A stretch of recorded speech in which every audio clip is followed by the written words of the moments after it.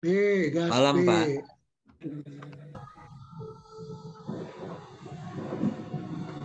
Di mute dulu, Vi. Yang tugas Agus kan, moderator?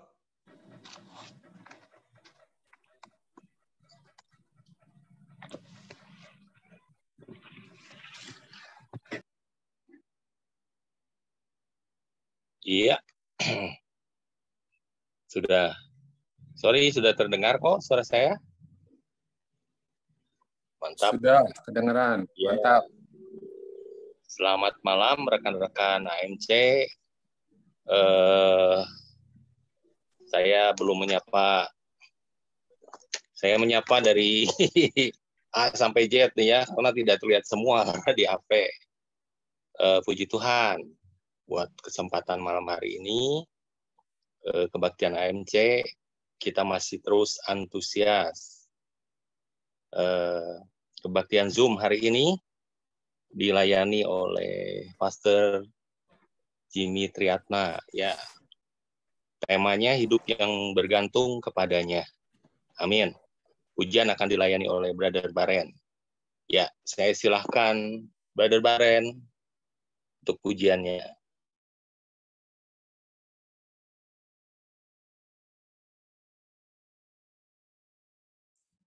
Masih mute, Baren.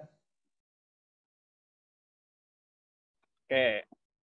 Ya, shalom, selamat malam semuanya ya. Kedengaran suara saya ya. Antusiasnya malam hari ini kita akan datang pada Tuhan. Bersyukur buat pemeliharaan Tuhan sepanjang hari-hari kita ya. Banyak hal mungkin yang kita alami, tapi malam hari ini Tuhan masih berikan kasih karunia-Nya bagi kita untuk sama-sama kita beribadah pada Tuhan. Amin ya. Mari kita akan masuk di dalam doa bersyukur, berterima kasih buat kemurahan-Mu Tuhan. Tuhan lawat kami di sepanjang hari ini.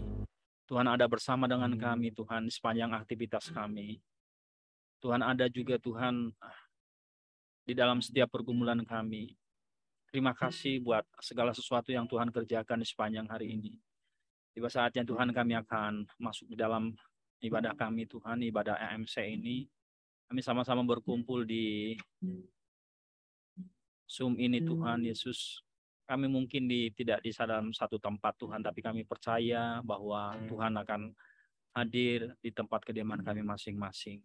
Dan itu sebabnya juga Tuhan, kesempatan ini kami tetap memohon, biarlah Tuhan pengurapan-Mu akan nyata bagi kami, bagi hamba-hamba Tuhan yang melayani Tuhan, dan juga buat sebentar Ko Jimmy juga yang menyampaikan firman Tuhan. Terima kasih buat pria-prianya Tuhan yang sudah hadir di dalam ibadah ini juga Tuhan, lawati kami Tuhan. Makasih Tuhan Yesus, kami akan mulai ibadah kami kesempatan ini dalam nama Yesus. Haleluya. Mari kita sembah Tuhan malam hari ini.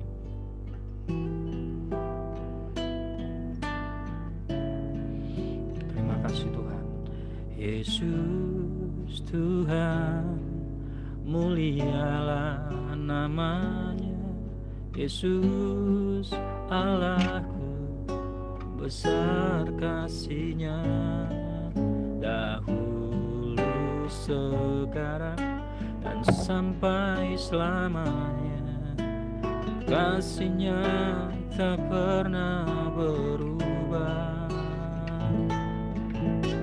Yesus Tuhan, mulialah namanya. Yesus Allahku, besar kasih-Nya, dahulu sekarang dan sampai selamanya. Kuasa-Nya tak pernah berubah. Dia sanggup, Yesus sanggup melakukan perkara yang besar. Dia sanggup, Yesus sanggup memulihkan yang terluka, menyembuhkan yang menderita. Dia sanggup memulihkan hidupku. Lagi kita kita naikkan pujian ini dari awal. Yesus Tuhan, mulialah nama-Mu. Yesus Tuhan, mulialah namanya. Yesus Allah, besar kasih-Nya, dahulu, sekarang, dan sampai selamanya. Kuasa-Nya tak pernah berubah. Lagi katakan, Yesus Tuhan, mulialah namanya. Yesus Allahku, besar kasih-Nya, dahulu, sekarang, dan sampai selamanya. Kuasa-Nya tak pernah berubah. Dia sanggup, Yesus sanggup melakukan perkara yang besar. Dia sanggup, Yesus sanggup memulihkan yang terluka, menyembuhkan yang menderita. Dia sanggup memulihkan hidupmu. Dia sanggup, Yesus sanggup melakukan perkara yang besar. Dia sanggup, Yesus sanggup memulihkan yang terluka, menyembuhkan yang menderita. Dia sanggup memulihkan hidupku. Mari kita naikkan sekali lagi pujian ini dengan iman, lebih sungguh pada Tuhan. Yesus Tuhan, mulialah. Yesus Tuhan, mulialah namanya. Yesus Allahku, besar kasih-Nya, dahulu, sekarang, dan sampai selamanya. Kuasa-Nya tak pernah berubah. Katakan, Dia sanggup, Yesus sanggup melakukan perkara yang besar. Dia sanggup, oh, Yesus sanggup memulihkan yang terluka, menyembuhkan yang menderita. Dia sanggup memulihkan hidup. Dia sanggup, Dia sanggup. Kau teramat sanggup Tuhan. Yesus sanggup melakukan perkara yang besar. Dia sanggup, oh Tuhan. Yesus sanggup memulihkan yang terluka, menyembuhkan yang menderita. Dia sanggup memulihkan hidupku. Dia sanggup, Yesus sanggup melakukan perkara yang besar. Dia sanggup, Yesus sanggup memulihkan yang terluka, menyembuhkan yang menderita. Dia sanggup memulihkan hidup. Dia sanggup memulihkan. Dia sanggup memulihkan hidup. Dia sanggup, Dia sanggup, Yesus sanggup. sanggup, oh, oh, Yesus sanggup, Dia sanggup, oh, sembah Tuhan, oh, Engkau sanggup Tuhan, terima kasih. Mari kita sembah Tuhan malam hari ini, Bapak-Bapak yang dikasihi Tuhan. Yesus yang kita sembah, Yesus yang sanggup mengatasi setiap problema kehidupan kita. Terima kasih, mari datang kepada Dia dengan penuh kerendahan hati kita, menyembah Dia dengan ketulusan hati kita. Serukan kepada Tuhan apa yang ada dalam setiap kehidupan hati kita kesempatan malam hari ini. Terima kasih. Bersyukur buat kemurahan-Mu, bersyukur buat kebaikan-Mu. Terima kasih Tuhan, terima kasih Bapa.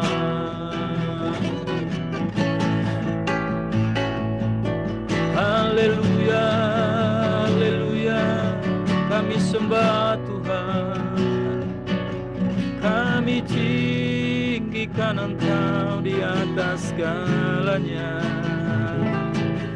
Raja kami, Tuhan kami. Terima kasih ya Tuhan.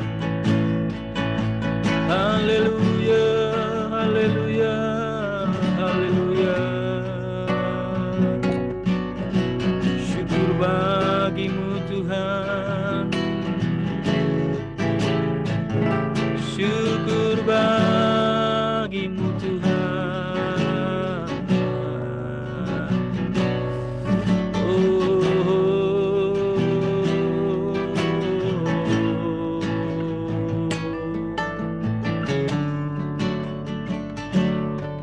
Haleluya, haleluya, haleluya, haleluya.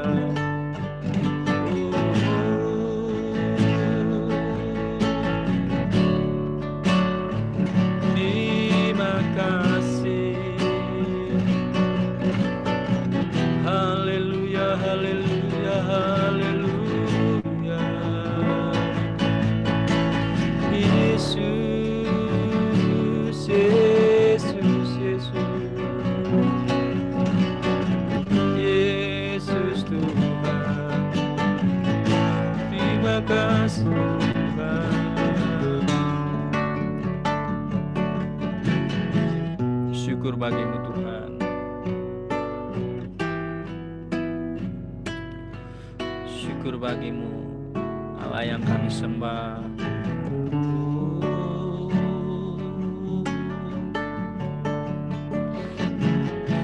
Syukur bagi-Mu Tuhan.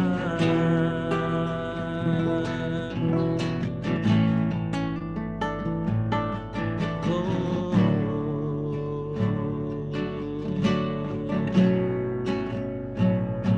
terima kasih.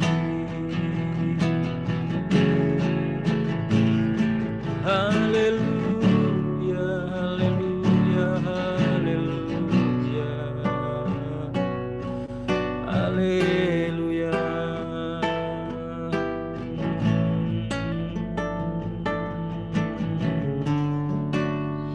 Hanya Engkau, pribadi yang mengenal hatiku. Tiada yang tersembunyi bagi-Mu. Suruh isi hatiku, Kau tahu, dan bawaku untuk lebih dekat lagi padamu, tinggal dalam indahnya dekam dekapan kasih-Mu. Mari sekali lagi katakan, hanya Engkau pribadi, hanya Engkau pribadi yang mengenal hatiku. Tiada yang tersembunyi bagi-Mu, seluruh isi hatiku Kau tahu, dan bawa setiap kami untuk lebih dekat lagi padamu, tinggal dalam indahnya dekapan kasih-Mu, tinggal dalam dekapan, tinggal dalam indahnya dekapan kasih-Mu. Kami mau tetap tinggal dalam dekapan kasih-Mu Tuhan Yesus. Terima kasih karena kami tahu bahwa bersama dengan Tuhan kami ada kedamaian, ada damai sejahtera, ada ketenangan. Terima kasih buat segala sesuatu yang Tuhan kerjakan dengan kuasa dan keajaiban-Mu bagi kami semuanya, bagi kami yang percaya kepada Tuhan. Terima kasih sampai malam hari ini Tuhan ada bersama dengan kami. Dan dalam kesempatan ini juga sebentar kami siapkan hati kami menerima firman Tuhan. Dan biar Engkau bekerja melalui firman Tuhan, beracara Engkau Tuhan, tetap tuntun dan terobos setiap pintu-pintu hati kami Tuhan. Mungkin saat ini juga Tuhan ada hal-hal yang perlu mungkin kami restorasi di dalam kehidupan kami. Biarlah firman Tuhan yang bekerja bagi kami, sehingga kami mengerti kehendak Tuhan dalam kehidupan kami. Terima kasih Tuhan. Dan pakai hamba-Mu lebih lagi Tuhan, pengurapan-Mu akan Kau nyatakan buat Kok Jimmy yang sebentar menyampaikan firman Tuhan. Terima kasih, kami siapkan hati kami menerima firman Tuhan. Dalam nama Yesus kami berdoa dan mengucap syukur. Mari setiap kita yang percaya katakan amin. Ya, Waktu terima kasih buat pelayanan. Ya. Ya, terima kasih buat pelayanan Bapak Baren ya. Selanjutnya buat hambanya yang akan menyampaikan firman Tuhan, saya persilahkan Bapak Jimmy Triatna. Ya. Ya, selamat malam, shalom buat kita semua, untuk para pria yang hadir pada malam hari ini. Ya, saya sudah siapkan materi PowerPoint, mungkin bisa disiapkan. Ya. Nah, judul dari apa yang diminta hari ini saya share untuk hidup bergantung ya kepada Tuhan. Ya. Kata hidup sendiri memiliki arti bergerak maju, siap untuk memasuki proses. Ya. Nah, kata bergantung adalah sebuah sikap di mana sebenarnya kata ini sama dengan kata mengandalkan. Ya. Bagaimana hidup kita bergantung atau mengandalkan kepada Tuhan. Ya. Cuma memang kata bergantung ini seringkali memang ini kata yang kelihatannya mudah diucapkan, tapi dalam prakteknya memang seperti apa gitu ya. Karena banyak orang mengaku dia bergantung kepada Tuhan.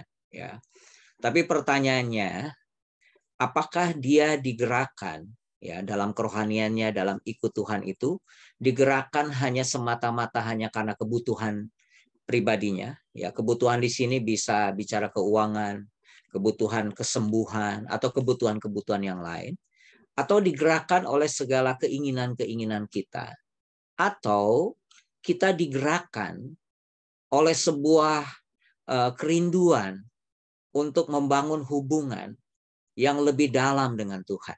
Ya, jadi bergantung di sini tergantung cara pandang kita, karena kita menemukan juga ada orang berkata bahwa dia bergantung kepada Tuhan, tapi dia baru ketika dia berhadapan dengan masalah, ketika dia sedang berhadapan dengan kepicikan, masa kepicikan, ya, dia baru ingat Tuhan. Ya, baru sadar akan Tuhan. Yang kita sering dengar kan, kalau lagi senang haleluya, tapi kalau lagi sedih atau apa haleluya, baru ingat Tuhan dan mulai bergantung kepada Tuhan.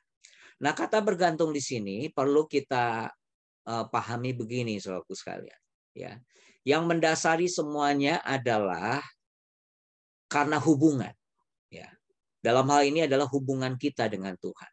Ya, jadi ketika kita bilang hidup bergantung kepada Tuhan, berarti di dalamnya ada muatan kita membangun sebuah hubungan, sebuah kedekatan, keintiman dengan Tuhan. Nah, perlu kita pahami, saudaraku sekalian, Yesus disalibkan, dia menebus ya. Karya penebusan Yesus itu ada dua hal yang penting. Yang pertama, dia menebus kita dari segala dosa kita. Ini udah pasti ya. Tapi orang lupa bahwa sebenarnya yang kedua ini, Yesus menebus kita dari segala hubungan. Ya.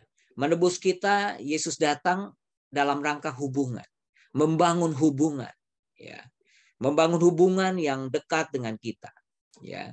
Nah, karena itulah, makanya di dalam Kolose atau Efesus, saya lupa, dikatakan bahwa ia yang telah karena salib, karena darah Kristus telah membuat kita yang jauh menjadi dekat oleh karena darahnya. Ya. Oke. Nah, kalau sudah lihat, diperhatikan ya, contoh ya, bicara tentang hidup yang bergantung kepada Tuhan yang didasari karena hubungan. Yang bukan hanya didasari oleh karena karena dasar kebutuhan saja atau keinginan saja atau karena kita lagi membutuhkan sesuatu, karena kita menginginkan sesuatu ya. Tapi sesuatu yang dibangun dari hubungan dengan Tuhan. Nah, saya kasih contoh saja, dalam Alkitab itu ada dua orang. Yang pertama adalah Musa. Saya masih ingat Musa seorang pemimpin yang hebat. Ada yang bilang dia membawa umat Israel kurang lebih 2 juta, ada yang bilang 1,5 juta. Jadi umat yang sangat banyak. Ya. Tapi satu kali dia berdoa sama Tuhan. Ya. Doa dia adalah doa yang lahir dari hatinya sebagai menunjukkan bahwa dia bergantung kepada Tuhan. Dia bilang gini, ini ada sebuah nyanyian yang sudah dibuat oleh, saya lupa ya, itu terjemahan sebenarnya. Bila engkau tak besertaku, ku tak mau berjalan, ku perlu Tuhan, pimpin langkahku dengan kasih karunia-Mu. Jadi dia katakan, Tuhan, ya kalau Tuhan tidak memimpin saya, kalau Tuhan tidak menuntun saya tidak mau bergerak, Tuhan. Ya, saya tidak mau melangkah. Ya, dia menyadari bahwa dia bergantung kepada Tuhan dan betul-betul bergantung kepada Tuhan. Ya, Musa. Contoh yang lain adalah Daud. Ya, kalau saudara lihat Daud, raja yang luar biasa. Tapi kita tahu juga dia penuh dengan kelemahan. Satu kali dia melakukan dosa kekejian, ya. Dia ngambil istri orang, ya, Batseba. Suaminya dia bunuh, ya, di medan perang. Akhirnya istrinya diambil oleh Daud, ya, dari Uria itu. Tapi akhirnya Tuhan marah, ya. Ketika Tuhan marah, Tuhan memakai Nabi Nathan untuk menegur Daud. Saudaraku sekalian, Daud dikatakan dia tidak merasa, dia tahu dia rasa bersalah, ya. Dia tahu dia salah, ya. Jadi tapi hidupnya yang menjadi doa dia kepada Tuhan bukan masalah dia dipenuhi dengan rasa bersalahnya, tapi dia bilang gini, Tuhan, jangan ambil roh-Mu dariku, Tuhan. Jangan ambil roh-Mu dariku, Tuhan. Ini sebuah ungkapan, sebuah hubungan, ya. Jadi dia nggak mau, dia fokus kepada hubungan dia dengan Tuhan. Oke, mari kita lihat gambar ini, saudara sekalian. Ya, di slide kedua. Ini terkenal sekali, ada seorang namanya Charles Blondin. Itu kurang lebih tahun 1800, ya. Dia mampu menyeberang, ya, dari Sungai Niagara, atau di situ ada air terjun Niagara, ya. Dia mampu menyeberang, ya, tahun 1800, ya. Dan ini menjadi contoh yang luar biasa, ya. Nah, akhirnya setelah dia menyeberang, dia berkata kepada penonton waktu itu, siapa yang sini? Dia bilang sebelum menyeberang, dia tanya, siapa yang percaya saya bisa menyeberang? Wah, semua bilang percaya, Bapak bisa, Bapak mampu. Oke, akhirnya dia lakukan, dia nyebrang. Ya. Tapi akhirnya dia bertanya yang kedua setelah nyebrang, siapa di sini kalau kalian percaya kepada saya? Ya, ayo ikut saya gendong, ya. Halo? Kenapa? Halo Pak, nggak ada masalah? Oke, lanjut ya. Oke, terus akhirnya dia bilang, siapa di sini kalau memang percaya, ikut saya gendong. Gitu. Akhirnya di situ ada seorang anak kecil yang memberanikan diri, digendong oleh Charles Blondin ini. Dan dia berhasil menyeberang, melewati tali atau ya penyeberangan itu. Ya, semua tepuk tangan, ya, semua kagum. Ya, hanya orang tanya, nak, kok kamu hebat sih? Kok kamu berani sih? Ya, kita semua takut. Kita percaya bahwa papamu mampu untuk menyeberang. Tapi kok kamu berani? Ya, digendong oleh dia belum papanya, sorry, orang belum tahu itu papanya. Ya, kok kamu mau sih? Ya, akhirnya anak itu bilang begini, Pak, Om, saya adalah anak dari Charles Blondin ini. Wah, semua langsung, oh pantesan saja. Karena itu adalah anaknya. Nah, saudaraku sekalian, saya melihat bahwa kenapa anaknya itu mau ikut menyeberang dengan papahnya. Karena dia mengenal siapa papahnya. Ya. Kalau saudara lihat di dalam Alkitab, ya, kalau ada sebuah pertanyaan, ya, apa sih sebenarnya yang paling utama yang Alkitab ajarkan? Ya, ada orang bilang iman. Ada orang yang bilang mengasihi. Benar, dalam hal tertentu Tuhan menjelaskan tentang iman, tentang mengasihi. Mungkin orang GPPS bilang doa. Ya, kurang doa, kurang berkat, banyak berdoa, banyak berkat, tidak berdoa, tidak ada berkat, kata orang GPPS. Doa katanya. Tapi kalau saudara perhatikan, bahwa sebenarnya hal yang paling utama yang Alkitab ajarkan adalah mengenal Tuhan. Nah, bagaimana kita bisa percaya kepada Tuhan kalau kita tidak mengenalnya? Bagaimana kita bisa mengasihi Tuhan kalau kita tidak mengenalnya? Bagaimana kita bisa berdoa sungguh-sungguh, doa malam, doa semalaman, doa semalam suntuk, semalam ceria, doa berjam-jam, kalau saudara tidak didasari oleh karena hubungan, karena mengenal siapa Tuhan kita. Jadi pengenalan menentukan semuanya. Ya, makanya Alkitab menyebutkan dalam Yohanes 17 katanya pengenalan adalah hidup yang kekal itu adalah mengenal siapa Tuhan. Allah, Bapa mengenal Yesus. Bahkan kitab Daniel berkata umat yang mengenal Allahnya akan tetap kuat dan bertindak. Ya, mengenal. Ya. Jadi sesuatu yang dibangun karena hubungan.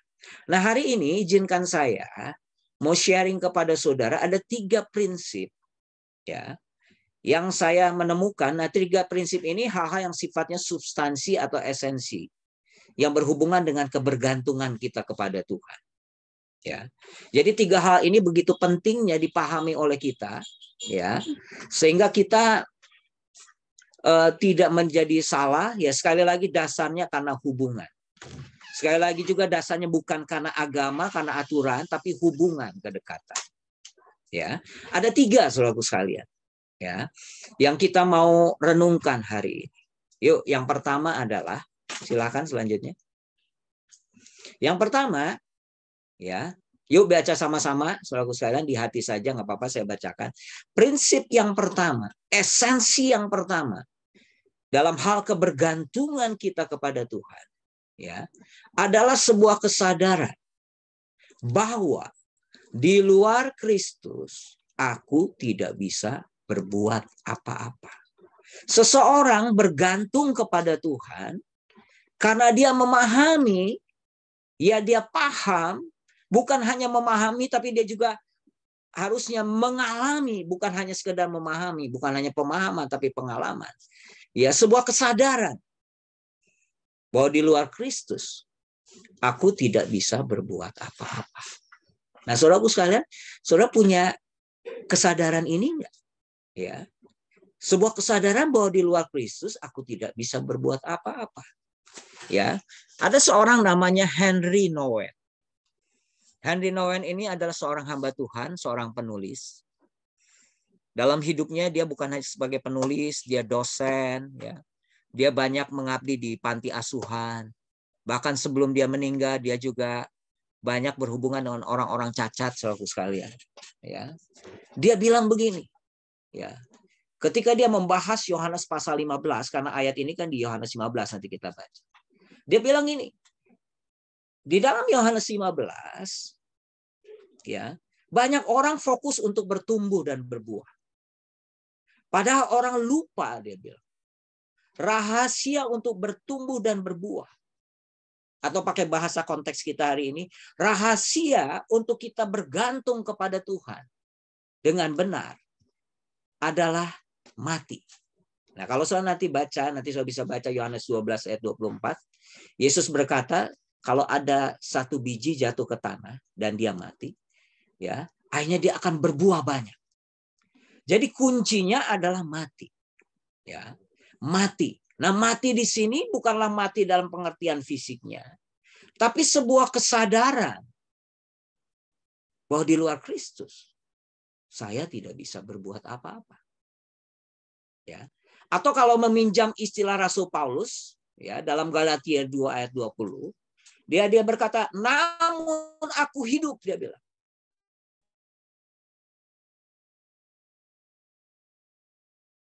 Yang hidup di dalam aku. Hanya aku. Bukan kemampuanku, bukan kehebatanku. Tetapi kesadaran akan Kristus. Sadar bahwa di luar Kristus aku tidak bisa berbuat apa-apa. Lanjut, slide selanjutnya. Yuk kita baca sama-sama. Sebab di luar aku, kata Yesus, kamu tidak dapat berbuat apa-apa. Siapa yang bilang? Yesus. Yesus bilang di luar aku kamu tidak bisa berbuat apa-apa. Di luar aku. Jadi artinya kebergantungan itu dimulai dengan sebuah di luar aku. Di luar Tuhan, di luar Kristus. Saya tidak bisa berbuat apa-apa. Nah, Henry Nouwen dia menjelaskan lagi, saudara saya, ini menarik sekali. Dia bilang gini, ada perbedaan. Dulu saya memahaminya sama antara produktif dengan berbuah. Ya, produktif dengan berbuah. Nah, ternyata dia bilang ini antitesis. Ini sesuatu yang berbeda. Dulu saya memahaminya sama. Tapi dia bilang, ya dia kasih contoh begini. Kalau produktif itu sama dengan berbuah,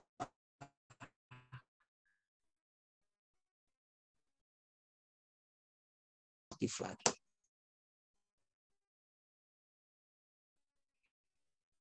Tapi meskipun demikian, mereka tadi sebuah kesadaran. Berikutnya, nah Henry Nouwen ini, silakan.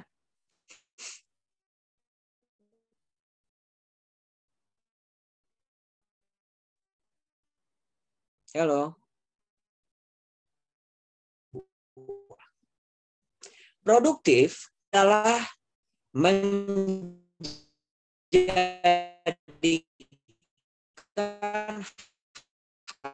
hasil sebagai ukuran.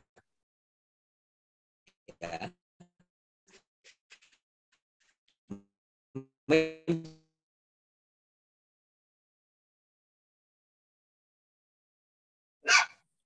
Nggak jelas suaranya. Nggak ada suaranya. Udah. Sempat keluar, Pak. Sorry, Pak. Kedengaran lagi suaranya? Kedengaran? Ya, sorry tadi. Ya, tadi sempat ada masalah rupanya di jaringan. Nah, saya ulang ya. Produktif itu adalah menjadikan hasil sebagai ukuran. Ya, dan sedangkan berbuah adalah merayakan kehidupan. Tadi saya bilang hidup itu adalah bergerak maju, siap menghadapi proses tanpa peduli berapapun hasilnya. Ya. Terus produktif itu menghasilkan sesuatu. Ya, menghasilkan sesuatu. Sedangkan berbuah adalah memberi diri, berserah, memberi diri, berserah kepada Tuhan. Lanjut. Nah, produktif adalah hasil dari kekuatan kita. Hasil dari kemampuan kita yang bisa diukur. Sedangkan berbuah adalah hasil dari kerapuhan kita yang tidak bisa diukur. Kalau saya lihat Paulus, sampai dia bilang, aku lebih rela dalam pencobaan, dalam penganiayaan.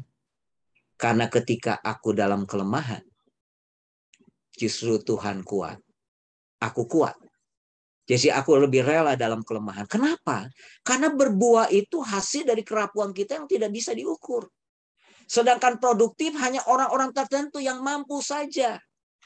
Ya, punya kepintaran, orang-orang hebat, sedangkan orang cacat seperti yang Harry Nowen mengalami gitu ya, dia layani bagaimana orang cacat, bagaimana orang-orang tua, bagaimana bayi-bayi, anak-anak kecil, mana bisa mereka produktif. Tetapi mereka bisa berbuah. Nah, berbuah itu bisa untuk semua orang. Nah, soal perhatikan juga, yang disebut produktif adalah aku yang hidup. Tapi kalau berbuah adalah Kristus yang hidup di dalam aku. Jadi sebuah kesadaran bahwa Kristus hidup di dalam aku. Nah, ini prinsip yang pertama, saudara sekalian. Hal esensi yang pertama. Nah, pertanyaannya, sudahkah saudara mati? Sudahkah saudara mati dari segala kepentingan saudara? Sudahkah saudara belajar menaklukkan diri? Saudara belajar bahwa menyadari bahwa di luar Tuhan saya tidak bisa berbuat apa-apa. Itu contoh mati. Dan Yesus berkata kalau kita mati, kita akan berbuah banyak. Amin, saudara sekalian. Kita akan berbuah banyak. Ya. Oke, kita langsung saja masuk yang bagian yang kedua. Prinsip yang kedua, kalau saya lihat perjanjian baru, berngandalkan Tuhan atau bergantung kepada Tuhan, kita mengenal ada istilah berjalan dengan percaya atau iman. Ya, berjalan dengan percaya atau iman. So akan menemukan kata percaya, kata iman, percaya, iman. Bahkan Yesus berkata bahwa nanti di akhir zaman, ya, Tuhan yang Tuhan cari, apakah ada iman di bumi ini? Ya, Ibrani 11 ayat 6 berkata bahwa tanpa iman kita tidak mungkin menyenangkan atau berkenan kepada Tuhan. Berjalan, percaya, atau beriman. Oke, lanjut. Selanjutnya. Silakan.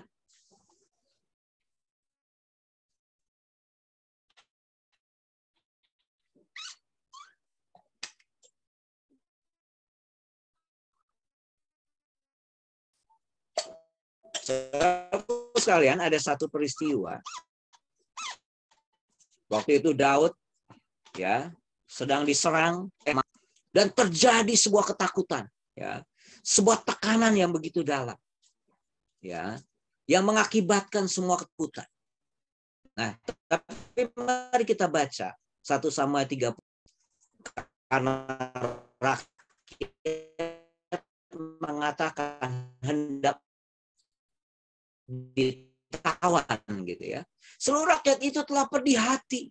Laki-laki dan perempuan, bukan istri tapi anak-anak laki-laki mereka juga, ya.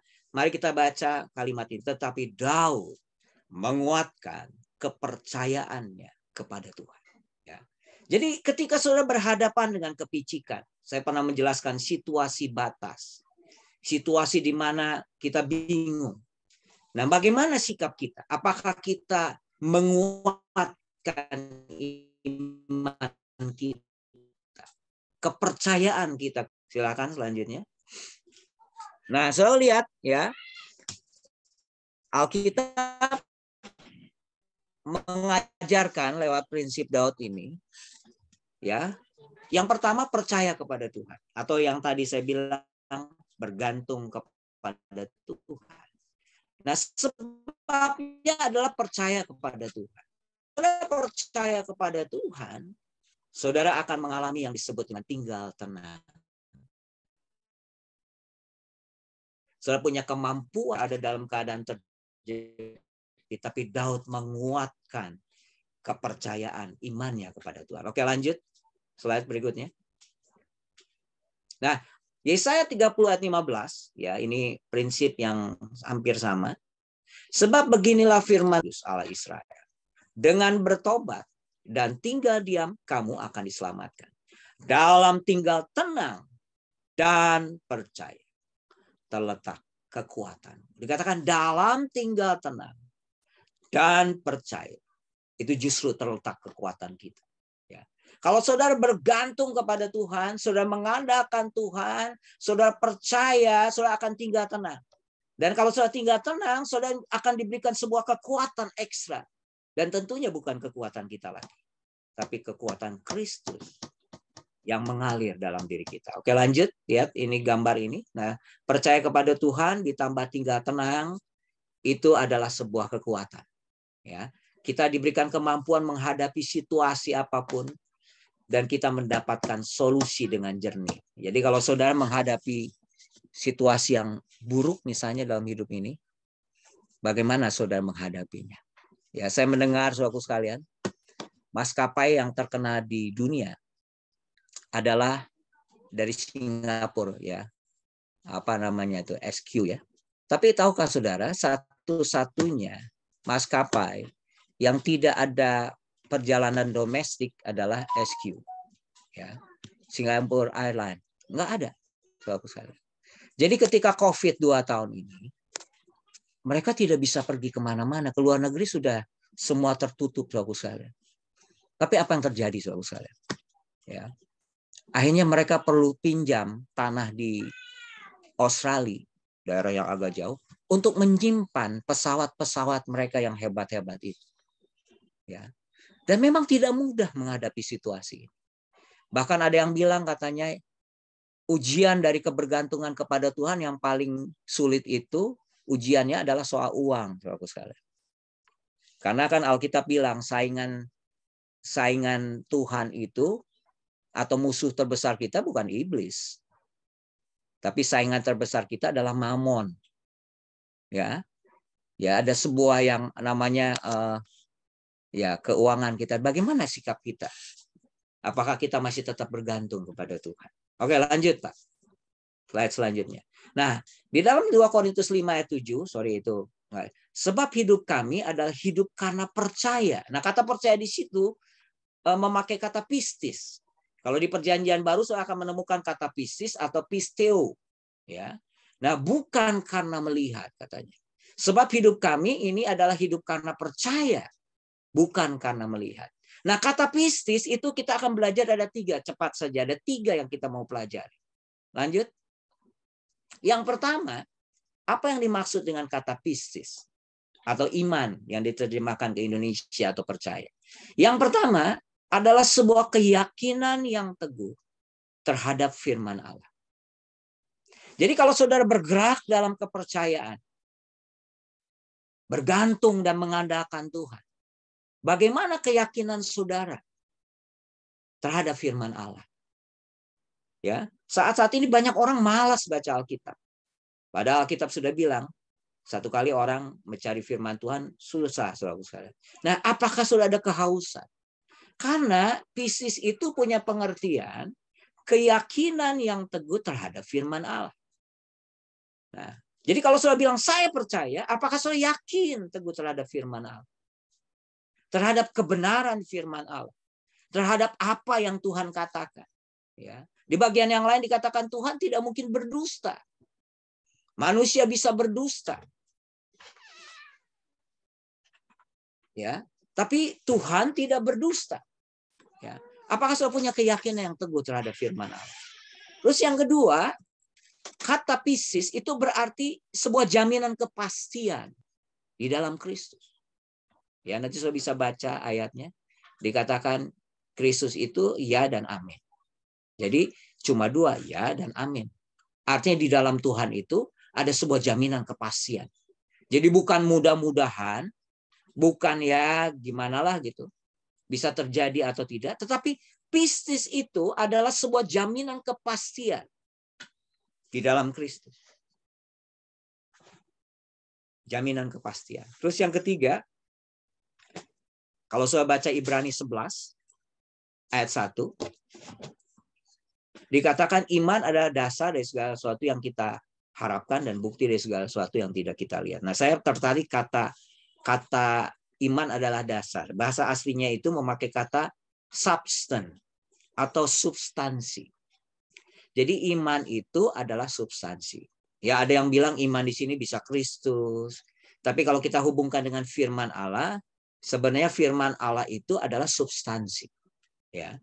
Kalau saya ingin bikin kue, ya, saudara perlu perhatikan bahan dasarnya, substansinya, terigunya, gulanya, ya.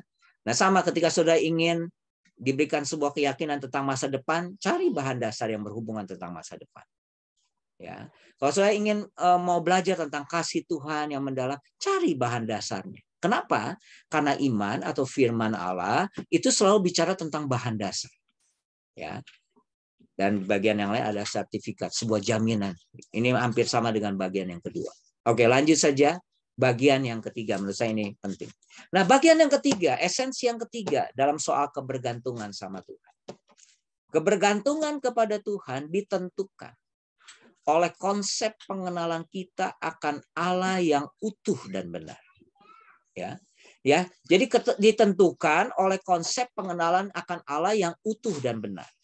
Kenapa banyak orang bilang ini Tuhan adalah pegangan? Hanya sekedar pegangan. Lagi susah baru cari Tuhan. Ya. Dan dia lupa bahwa Tuhan itu dibangun dengan hubungan.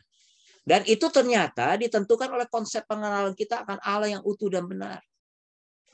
Ada orang yang memahami Tuhan itu seperti Sinterklas. Ya, mungkin kita dengar khotbah-khotbah, jangan-jangan kita juga pendeta yang suka ngajarin, saudaraku sekalian, kalau sudah ikut Tuhan, ya saya juga mungkin perlu bertobat. Ya, saudara nggak usah takut, saudara kere akan jadi kaya gitu ya. Mungkin dengan berita-berita gitu. Saudara yang pokoknya Tuhan cukupkan, ya cukupkan betul, tapi Tuhan kasih kelebihan dan khotbah-khotbah yang sifatnya mengiming-imingi. Yang mengakibatkan, yang tadi saya bilang, orang digerakkan ikut Tuhan bukan digerakkan bukan karena hubungan dengan Tuhan untuk mengenal Tuhan, tapi digerakkan oleh karena kebutuhan, tapi digerakkan oleh keinginan. Nah, kita mau belajar dari Petrus, Saudara sekalian. Petrus, coba kita lihat Petrus. Ya, Simon Petrus. Nah, lanjut. Nah, Saudara sekalian, Petrus ini menarik, Saudara sekalian. Dia bertobat karena dia melihat mujizat. Coba Saudara perhatikan, ya. Dia bertobat, dia percaya Tuhan Yesus, akhirnya Tuhan memanggil dia menjadi penjala manusia katanya. Ketika dia melihat mujizat, ketika dia berusaha mencari ikan sebagai nelayan profesional nggak ada hasil. Tapi ketika Tuhan suruh, Tuhan perintahkan dan dia nurut katanya, terjadi mujizat. Banyak ikan yang diterima. Nah, saudaraku sekalian, dan Petrus bertobat karena dia melihat mujizat. Karena melihat keajaiban. Ya. Pertanyaannya, salahkah ini? Bisa salah, bisa tidak. Tapi ternyata Petrus, dia punya pengenalan yang salah. Akhirnya tentang Tuhan. Oke, lanjut. Selama 3,5 tahun dalam pelayanan Yesus, Petrus menjadi saksi hidup Tuhan melakukan mujizat setiap saat. Dia melihat yang buta, melihat yang lumpuh berjalan, yang mati dibangkitkan. Dia melihat sebagai saksi mata. Ya, bagaimana mujizat Tuhan dinyatakan dalam pelayanan Yesus. Dan dia juga ikut terlibat kan selama 3,5 tahun juga. Mengusir setan dan segala macam. Dan 3,5 tahun dia lihat. Dan itu meneguhkan konsep awal dia. Karena dari sejak awal dia bertobat karena mujizat. Selanjutnya kita lihat. Nah, Petruslah satu-satunya murid yang menyatakan bahwa Yesus adalah Mesias. Coba saudara lihat. Satu kali murid-murid ditanya, siapakah aku ini? Ya nanya orang-orang, ada yang bilang Yeremia, ada yang bilang apa, nabi-nabi. Tapi Petrus bilang, engkaulah Mesias. Ya, ia percaya bahwa Yesus adalah Mesias. Dia percaya bahwa Yesus adalah pemimpin yang hebat, yang berkuasa dan luar biasa. Jadi yang ada dalam pikiran Petrus sebuah konsep Tuhan yang hebat, sebuah Tuhan yang luar biasa, Bahkan ketika dia minta satu kali tempat ya di kiri dan kanan, ya minta mamanya gitu. Karena dia punya gambaran ikut Tuhan itu wah berarti kekuasaan. Ya. Sebuah ya euforia, sesuatu yang wah hebat lah gitu ya. Oke, lanjut. Nah, saat Yesus ditangkap, ini menarik. Petrus menjadi syok karena gambaran apa yang ia percayai benar-benar runtuh. Sorry, sebelum ditangkap, Yesus sempat bicara kepada murid-muridnya, bicara soal salib dan penderitaan. Dan dikatakan Petrus sempat tarik Yesus dengan kasar. Dia bilang, Yesus tidak, kenapa begitu? Ya, dia marahin Yesus, dia membetak Yesus.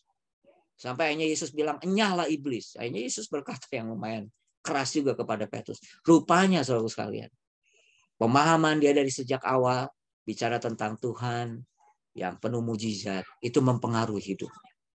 Ya, jadi saat Yesus ditangkap, Petrus jadi syok. Karena gambaran apa yang ia percayai selama ini, dan semuanya menjadi benar-benar runtuh. Runtuh, saudaraku sekalian. Karena dia tidak pernah berpikir ada salib atau penderitaan. Yang dia pikir adalah sebuah kerajaan. Sebuah kehebatan kerajaan dunia ini. Oke, terus lanjutnya saudara sekalian. Oke. Nah, oke. Nah, kita tahu kan saudara sekalian, akhirnya Petrus menyangkali Yesus 3 kali.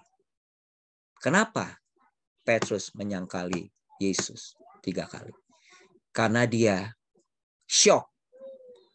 Karena selama ini yang dia pahami Tuhan dari sisi hebatnya, dari sisi kedahsyatannya, dari sisi mujizatnya. Karena itu yang dia alami.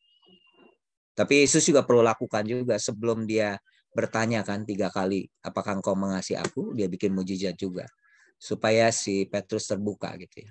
Tapi dari sini kita bisa lihat saudaraku sekalian, bagaimana konsep kita pengenalan akan Tuhan. Jangan-jangan kita punya pengenalan yang tidak utuh. Ya. Kita cuma hanya mengenal Tuhan yang hebat, penuh mujizat. Tapi seolah-olah kita menolak yang namanya penderitaan salib, menolak yang namanya ujian dan cobaan. Dan ketika itu terjadi kepada kita menolaknya. Tapi hari ini saya berharap kita membenahi, kita mulai merubah cara pandang kita. Supaya kita memandang Tuhan, ya, supaya kita ada orang yang hanya ikut Tuhan tuh senang, ya orang bilang sebagai teologi kemakmuran misalnya. Tapi ada juga yang teologi penderitaan, ya ada gereja sekarang yang penting menderita. Ya mungkin nggak begitu juga, saudara. Ya artinya kita harus siap dalam segala sisi. Kenalilah Tuhan, ya dalam keutuhan dengan cara yang pandang yang benar tentang Tuhan. Oke, hari ini saya ingin menyimpulkan. Bergantung kepada Tuhan. Yang pertama adalah sebuah kesadaran. Di luar Tuhan, di luar Kristus, aku tidak bisa berbuat apa-apa. Dan Yesus menyebutnya sebagai mati. Karena kalau kita jatuh ke bawah mati, kita akan berbuat banyak. Dan Paulus menyebutnya bukan bukan aku tapi Kristus. Ya. Sebuah kesadaran bahwa saya bergantung kepada Tuhan. Di luar Tuhan saya tidak bisa berbuat apa-apa. Terus yang kedua, kita mulai mengerti tentang berjalan dengan iman. Ya. Berjalan dengan iman ya adalah sebuah keyakinan yang teguh terhadap firman. Yang kedua, berjalan dengan iman adalah sebuah jaminan kepastian. Di dalam Tuhan ada kepastian. Ya. Kepastian di sini bukan kepastian yang didasari yang tadi hanya sekedar yang namanya sifatnya duniawi, tapi kepastian hal-hal yang sifatnya kekekalan. Terus yang ketiga, mari kita belajar di tengah kondisi begini, kita menjadi murid Tuhan yang mulai menggali bahan dasar. Firman Tuhan itu bahan dasar. Ya, saya lagi terus belajar, misalnya saya lagi menggali tentang kasih Tuhan. Ya, seperti apa kasih Tuhan? Ya, saya sedang baca ada satu buku Profesor D.A. Carson. Ya, Dia menjelaskan ada 5 pernyataan kasih Tuhan. Jadi ternyata selama ini saya cuma hanya lihat dari satu sisi. Kalau Alkitab menyebutnya ada 5 pernyataan kasih. Ya, yaitu digali, dipelajari, ya misalnya, atau sudah belajar hal-hal yang lain. Ya, mari kita menjadi murid Tuhan yang terus belajar. Pria-pria yang suka firman Tuhan. Ya. Terus yang ketiga adalah kita membenahi konsep kita. Ya. Jangan-jangan selama ini kita mengandalkan Tuhan atau bergantung kepada Tuhan, tapi didasari oleh konsep pengenalan yang salah atau yang tidak utuh. Ya, jangan sampai kita seperti Petrus. Ya. Tapi kita mau supaya Tuhan menuntun kita. Ya. Jadi kita mau bergerak maju. Kita mau hidup dalam proses Tuhan. Dan kita mau mengalami kebergantungan kita kepada Tuhan. Ya. Sudah siap untuk mengalami mati setiap hari. Ya. Karena rahasia bertumbuh dan berbuah itu mati. Ya. Mati kepentingan kita. Mati terhadap ego kita. Mati dengan merasa kita mampu. Ya. Balik lagi yang tadi dia bilang, Henry Nouwen berkata, bagaimana orang cacat, bagaimana orang tua yang dia layani bisa produktif. Tapi mereka bisa berbuah. Dan saudara semua bisa berbuah. Amin. Siapapun saudara yang malam ini hadir, saudara bisa berbuah. Ya, karena buah itu adalah hasil dari sebuah kerapuhan. Dari sebuah kerapuhan bahwa kita ini nggak mampu, kita bergantung penuh. Dan hanya kuasa Tuhanlah yang mengalir bekerja di setiap hati kita, hidup kita. Tuhan memberkati. Selamat malam. Terima kasih buat hambanya yang sudah menyampaikan kebenaran firman Tuhan. Diberkati sekali ya. Terima kasih Bu Jimmy buat penyampaian firman Tuhan ya. Sambil menunggu, biasanya nih untuk selanjutnya ada pertanyaan. Sambil menunggu kita mungkin mendengarkan dulu pujian ya. Raffi? Iya.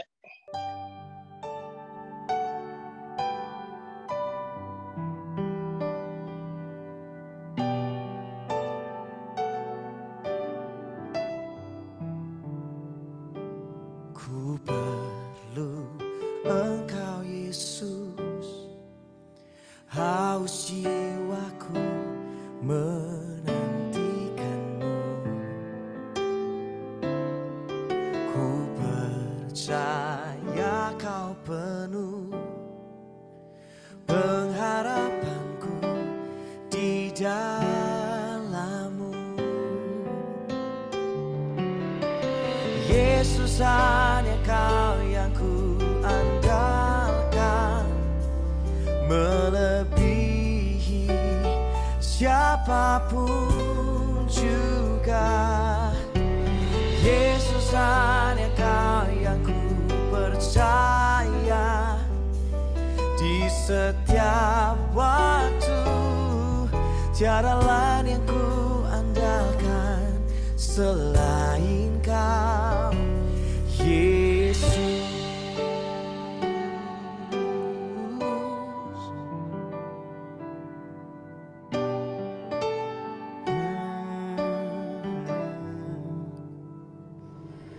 Ku perlu Engkau Yesus, haus jiwaku menantikanmu.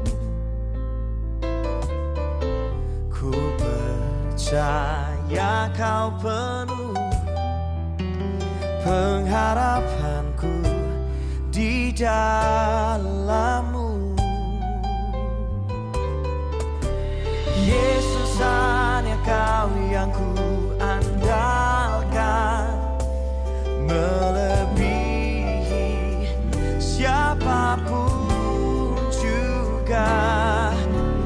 Yesus, hanya Kau yang ku percaya di setiap waktu. Tiada lain yang ku andalkan selain Kau, Yesus.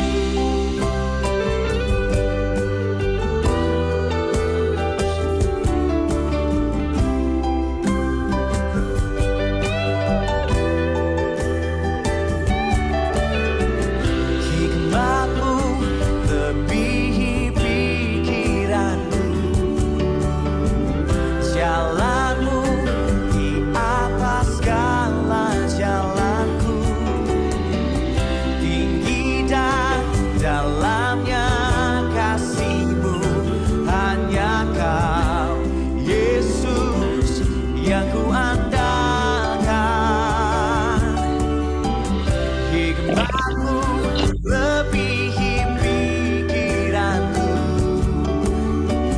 jalanmu di atas segala jalanku, tinggi dan dalamnya kasih-Mu, hanya Kau Yesus yang ku andalkan.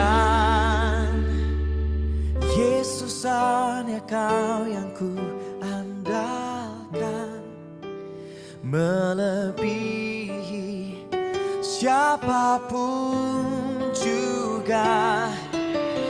Yesus, hanya Kau yang ku percaya, di setiap waktu tiada lain yang ku andalkan selain Kau. Hikmat-Mu lebihi pikiranku,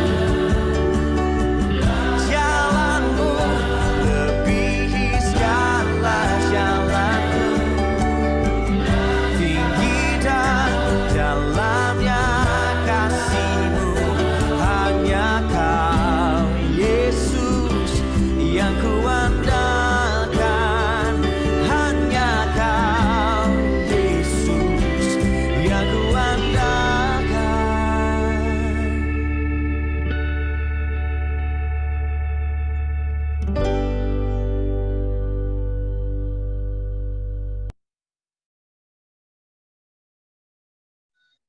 Ya, puji Tuhan.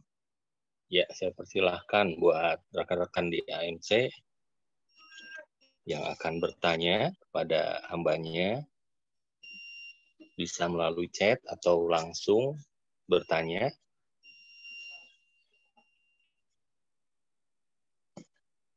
Silakan, Pak.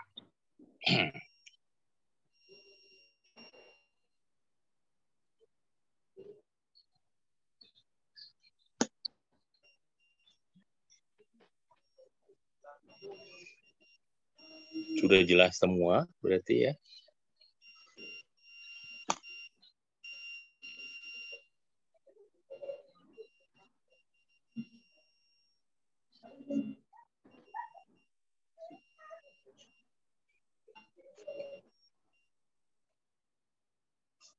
Bro Hai, kayaknya udah jelas semua. Kayaknya Bro Hai.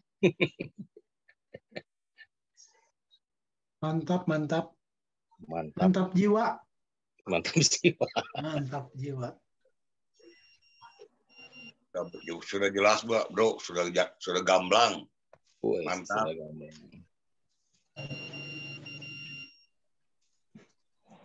Saya aja Pak, mungkin nih ada pertanyaan. Bagaimana dengan orang Kristen yang sering kali jatuh bangun, Pak? Pak Jimmy? Iya.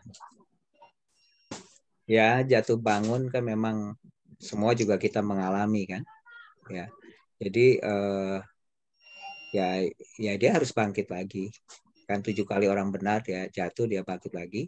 Dan juga, jangan lupa ada dalam komunitas. Karena kalau nggak ada dalam komunitas agak susah ya. Karena dalam komunitas itulah kan saling mendorong, saling menasihati, sehingga orang saling bergantung kepada Tuhan. Itu Pak Agus. Siap. Terima kasih. Mungkin ada yang lainnya, silahkan.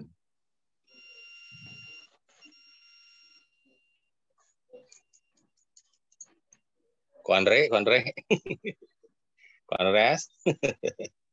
Harus dipancing, Konres. Pas Gusti mancingnya lauknya loba, Gus. Pak Epi nanti sesinya doang yang menang lauk.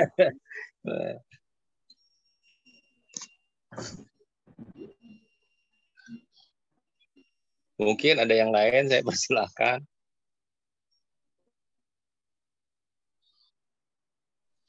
Kalau tidak jelas, Bro Agus. Jelas, wow. gamblang. Gamblang ya.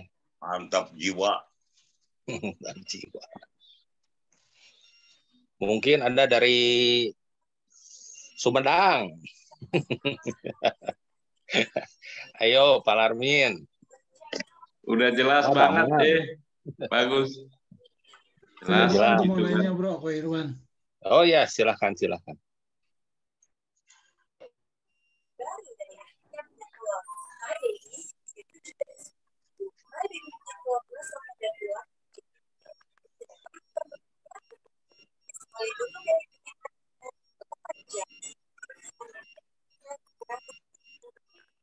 Pak Yoho mau nanya nggak, Cana Pak Yoho? Boleh lah, saya mau tanya nih, makasih Pak Eki. Begini Pak Philip, saya mau tanya, tadi kan dikatakan kalau orang itu yang mau tumbuh itu harus mati ya, dalam tanda kutip, harus mati. Nah, saya ingin lebih jelas lagi, yang dimaksud dengan mati itu apa gitu maksudnya.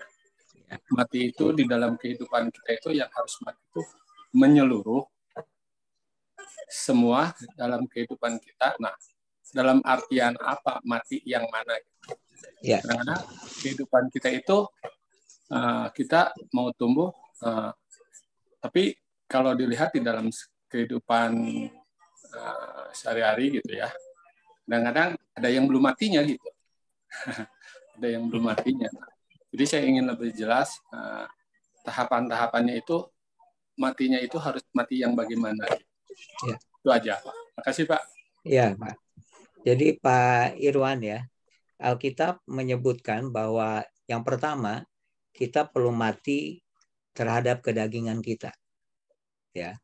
Kedagingan kan sesuatu yang selalu menyeret kita jauh dari kehendak Tuhan. Dan kita tahu itu akan membawa kita jauh dari kehendak Tuhan. Dan kita perlu mati di situ. Ya. Terus kedua, mati terhadap hidup yang berpusatkan kepada diri sendiri. Ya, selalu aku. Kalau Amsal kan bilang filosofi lintah untukku, aku. Nah, kita harus mati dari filosofi lintah itu. Ya, yang berpusat kepada diri sendiri. Ya. Terus yang ketiga nanti Bapak bisa pelajari juga di Galatia adalah mati terhadap hukum Taurat. Maksudnya apa? Mati terhadap hukum Taurat itu ternyata tadi ya ini mungkin memperjelas juga, kita membangun kehidupan kita sama Tuhan itu hubungan bukan karena aturan agama. Hukum Taurat kan gambaran aturan agama. Ya. Nah, aturan agama itu merangsang kita untuk melakukan kan dengan kekuatan kita. Maka yang terjadi biasanya, kenapa kita nggak mati terhadap hukum Taurat? Kita merasa kalau udah lakukan, kita merasa kita lebih suci dari yang lain, kita lebih rohani dari yang lain. Nah, kita harus mati bahwa kita perlu ingat bahwa ukuran kita Kristus gitu. Jadi tidak ada yang bisa dibanggakan ya terhadap apa yang kita lakukan. Ketaatan kita pun selalu fokusnya kepada Kristus. Ya. Jadi 3 Pak, nanti Bapak akan itu mati kedagingan, ya, yang di Galatia 5 itu, ya. Terus tumbuhkan buah roh tentunya, ya. Galatia 5 kan buah daging, ada buah roh, ya. Terus yang kedua adalah mati yang hidup yang berpusatkan kepada diri kita sendiri, ya. Terus yang ketiga adalah mati terhadap hukum Taurat, ya, atau mati dari keagamawian, karena hidup kita bukan dibangun secara agamawi, tapi hubungan dengan Tuhan. Gitu Pak Irwan. Ya, makasih Pak atas penjelasannya. Jadi kita semua jadi lebih tahu gitu Pak. Ya. Jadi yang diartikan mati itu jadi ada tahapan-tahapannya gitu. Ini jadi merupakan sebuah pencerahan buat kita semua gitu yang hadir pada ini. Saya sungguh memperoleh berkat Pak. Makasih Pak. Ya, sama-sama Pak. Tuhan berkati. Iya, makasih Pak Jimmy buat jawabannya. Mungkin ada yang lain. Kayaknya Pak Erik nih mau bertanya nih, kayaknya Pak Erik.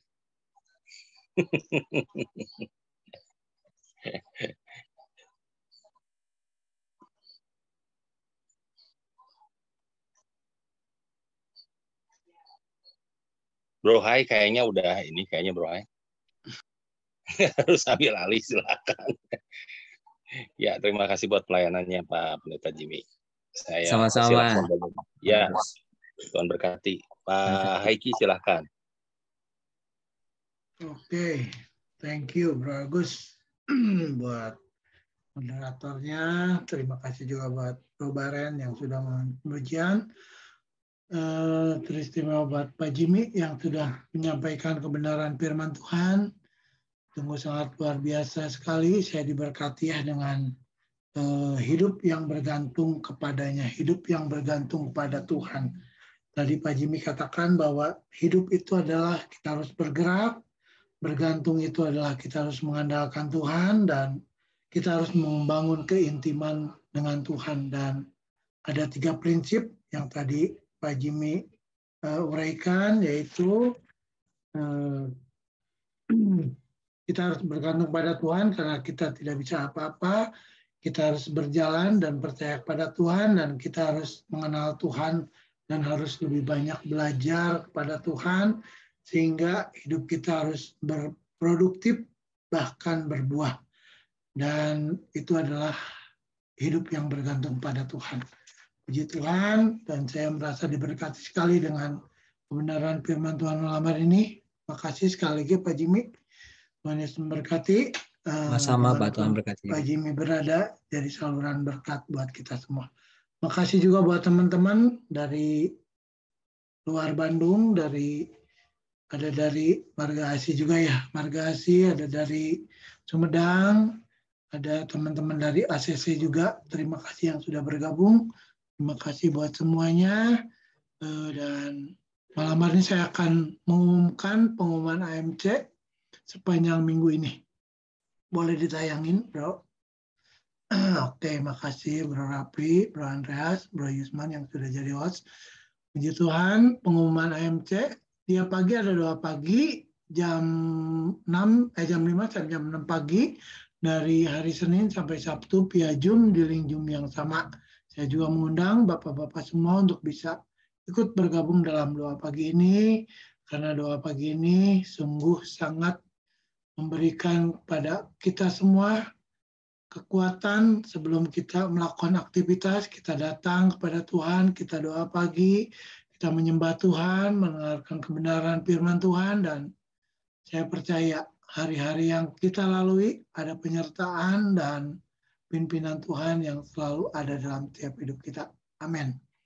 Selanjutnya minggu depan kita akan dilayani oleh Bapak Pendeta Theo Mose dengan tema Walking with God, yaitu berjalan bersama Tuhan.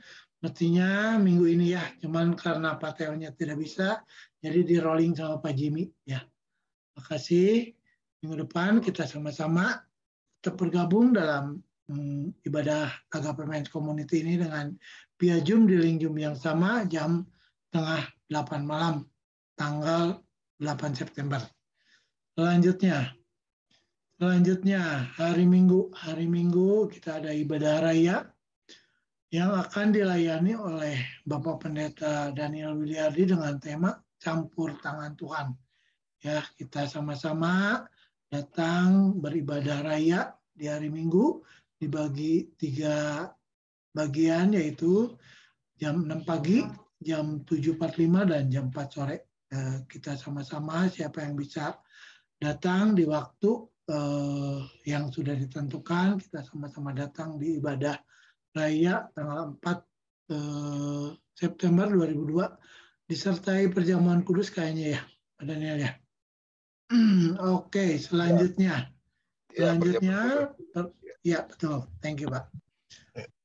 Selanjutnya adalah persembahan kolektif ibadah AMC. Boleh Bapak-Bapak semua melalui nomor rekening 676-517-5503 Bank BCA atas nama Bapak Mulyawan Setia Utama.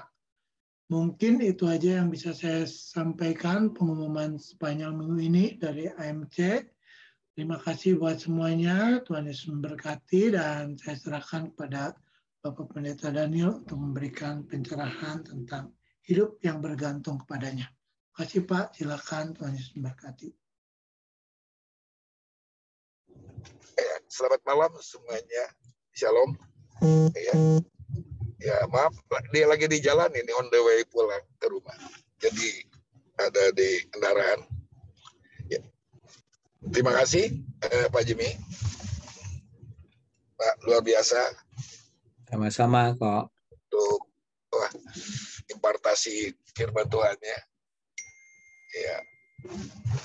Kiranya firman Tuhan malam hari ini boleh jadi satu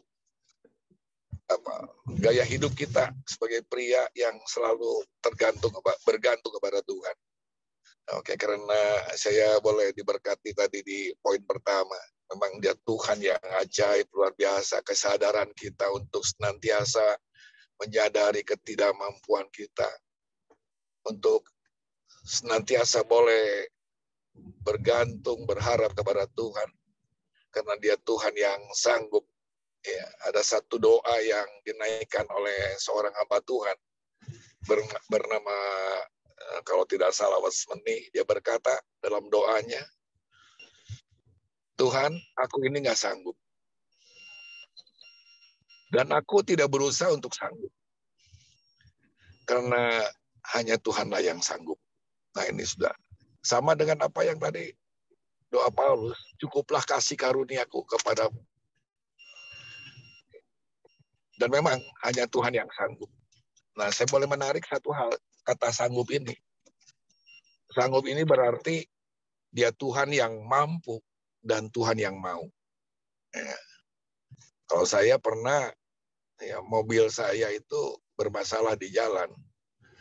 Banyak orang yang datang berkerumun hendak membantu saya. Ya, dia mau, antusias. Tapi sayang dia nggak mampu, gitu. Nggak mampu, dan saya harus ke bengkel. Nah, ada banyak orang yang mau, tapi nggak mampu. Dan ada banyak orang yang mampu, tapi nggak mau. Dan kita bersyukur, kita punya Tuhan yang mampu dan mau. Dialah Tuhan yang sanggup. Dan oleh sebab itu kita perlu senantiasa sebagai pria-pria untuk bergantung kepada Tuhan, bersandar kepada Tuhan sepenuhnya, selalu bahwa kita menyadari bahwa kita ini nggak ada apa-apa kalau bukan Tuhan. Saya percaya ketika kita punya sesuatu spirit seperti ini, kekuatan kita hanya oleh kasih karunia Tuhan. Ya, kasih karunia itu kita sudah tahu, sesuatu yang kita tidak mampu untuk melakukannya, maka kemampuan Tuhan itu selalu menyertai kita untuk melakukan hal-hal yang tidak mampu kita lakukan. Ya, sekali lagi saya katakan, ya, kasih karunia Tuhan itu adalah kemampuan yang Tuhan berikan kepada kita untuk melakukan hal-hal yang tidak mampu kita lakukan. Saya percaya kita sadari bahwa kita ini nggak ada apa-apanya. Hanya Tuhan yang sanggup. Dia Tuhan yang mampu dan mau untuk menolong saudara dan saya. Tuhan berkati kita semua. Terima kasih sekali lagi Pak Jimmy, Tuhan berkati buat pelayanannya. Terus ya, Tuhan pakai. Ya. Dan kita akan tutup dalam doa. Nanti saya mohon hambanya, ya, Pak Kaleb Manurung, Pak Larmin, untuk tutup dalam doa. Oke, terima kasih Pak buat semuanya. Kita diberkati. Mari kita akan akhiri dalam doa kita. Kami bersyukur Tuhan untuk pertemuan hari ini deh, melalui Zoom, begitu firman-Mu luar biasa mengingatkan kami supaya kami bergantung kepada Tuhan Yesus sepenuhnya, dan itu menjadi jaminan dalam kehidupan kami. Pria-priamu sungguh-sungguh bergantung kepada Tuhan, karena kami tidak mampu menjalani hari-hari ini, dan Engkau saja yang memampukan kami melewati hari-hari ini. Biarkan firman yang sudah diperdengarkan kepada kami bukan hanya sekedar kami dengar, bukan hanya sekedar kami mengerti, tapi mengerti untuk memahami dan mengalami dan membagikan kepada rekan-rekan kami, keluarga kami, di dalam hidup kami dimanapun kami berada. Berkati hamba-Mu Pak Pendeta Jimmy Triatna, Urapi, juga pakai dengan luar biasa, memotivasi banyak orang. Juga Tuhan, kesehatannya tetap Tuhan Engkau sempurnakan dan mujizat-Mu dinyatakan bagi Bapak Pendeta Jimmy Triatna dan semuanya untuk kemuliaan nama Bapa. Berkati AMC, ACC, dan semua kami Tuhan yang ada di Zoom ini, baik yang di Bandung, di luar Bandung, sampai dengan di Sumatera juga ada bersama kami, Aritonang, dan di mana saja Tuhan memberkati. Terima kasih Tuhan, terima kasih Allah yang besar. Jika sebentar kami berpisah, anugerah-Mu tetap melingkupi menyertai kami, dan pertemukan kami kembali di jam-jam waktu yang Tuhan sudah tentukan, hingga kami boleh bertumbuh bersama di dalam Tuhan, dan sungguh kaum pria-Mu menjadi berkat dimanapun berada. Terima kasih Bapak. Saudara yang kasih dalam Tuhan Yesus, terima berkat anugerah dari Allah Bapa, berkat Abraham, Ishak, dan Yakub, berkat keselamatan dari Yesus Kristus, dan persekutuan dalam Roh-Nya yang kudus. Itulah yang menyertai kita hari ini, besok, sampai Maranatha. Di dalam nama Tuhan Yesus Kristus kita berdoa dan mengucap syukur. Haleluya. Amin. Selamat malam. Tuhan Yesus memberkati. Selamat malam.